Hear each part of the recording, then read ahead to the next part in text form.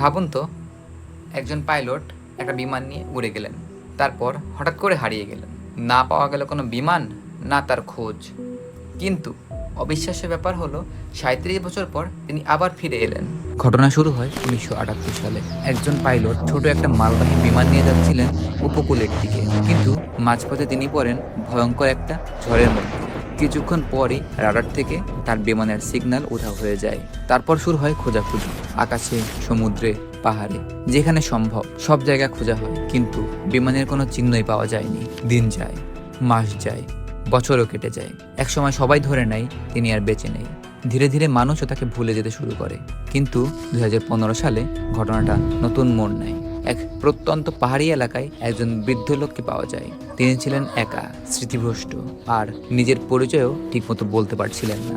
তবে তার কাছে একটা জিনিস ছিল, একটি পুরনো পাইলট লাইসেন্স। আর সেখান থেকে শুরু হয় আসল রহস্য। লোকটি কি সত্যিই সেই হারিয়ে যাওয়া পাইলট ছিলেন?